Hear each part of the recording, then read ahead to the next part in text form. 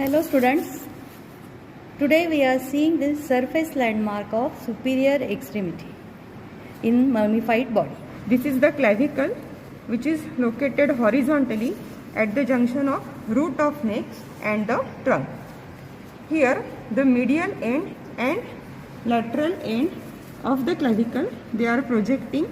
So the sternoclavicular joint, which is saddle variety of joint, and here laterally acromioclavicular joint, which is a plain variety of synovial joint. Below the middle third of the clavicle, you can see this infraclavicular fossa, which is bounded medially by the fibers of pectoralis major and laterally by the fibers of deltoid muscle.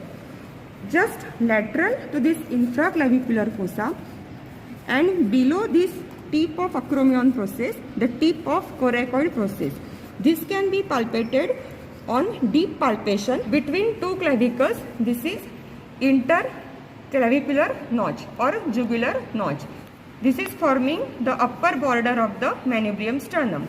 Around 5 cm below jugular notch, this horizontal bony ridge, which is present at the junction of manubrium and body of sternum, this is known as sternal angle or angle of Lewis. Here you can see the articulation of second costal cartilage, and this is the second rib. So this is an important landmark to calculate ribs. So this is second intercostal space, third, and so on.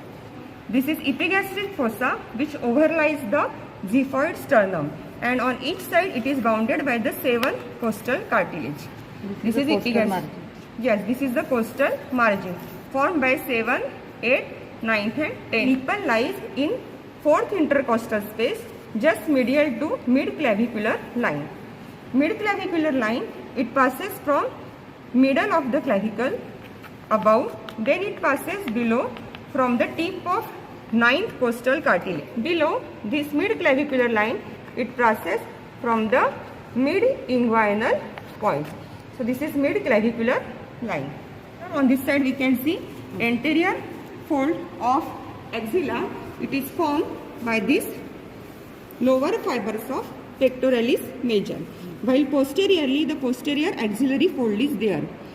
Now between these two axillary fold, anterior and posterior, midway between it there is mid-axillary line. The lateral most bony prominence on the side of the shoulder, this is formed by the greater tubercle of the humerus.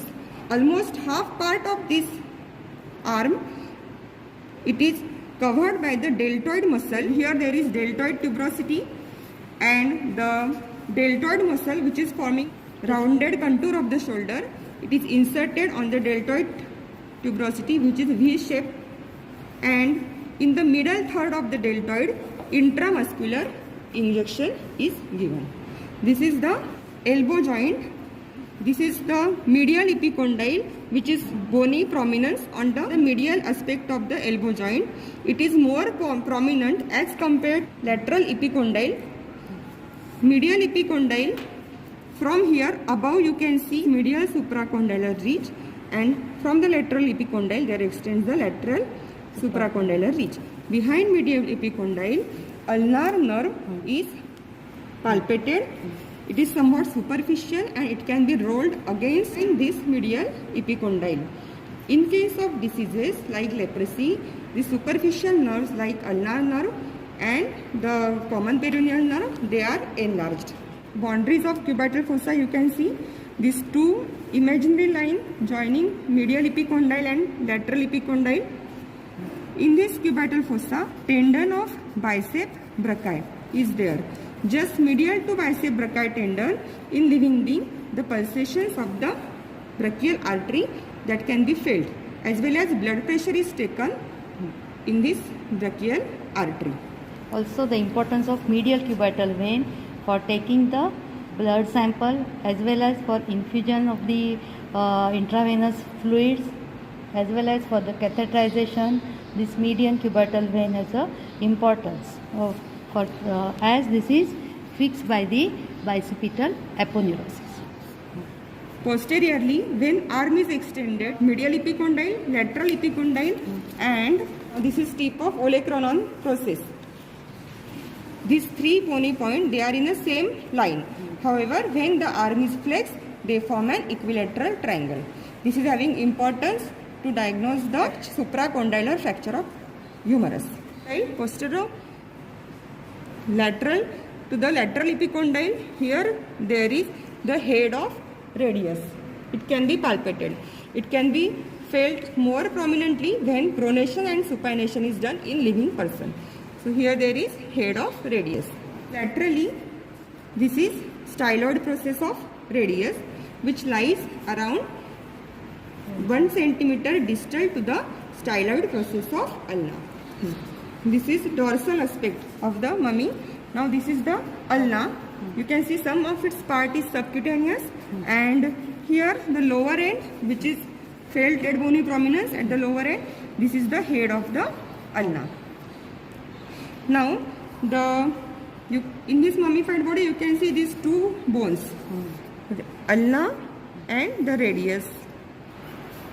On the lateral aspect of this, here wrist joint, you can see this is the anatomical snub box. This snub box becomes more prominent when the thumb is abducted and extended. The tip of styloid process lies deep to this anatomical snub box. Radial artery can be palpated in the anatomical snub box. Here on each side of this anatomical snub box, you can see the muscles, that is abductor pollicis longus and extensor pollicis brevis anteriorly, and extensor pollicis longus laterally. Here. So this is anatomical snub box.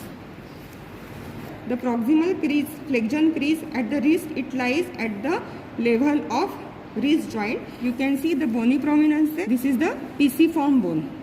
Then above here there is hook of Hammett.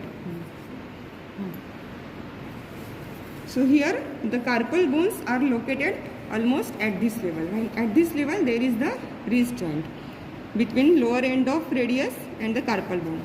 And these are the metacarpal located here, and here the phalanges are there. Radial artery, it can be palpated at the lower end of radius, here just lateral to the flexor carpi radialis tendon, here against the lower end of radius. Yes.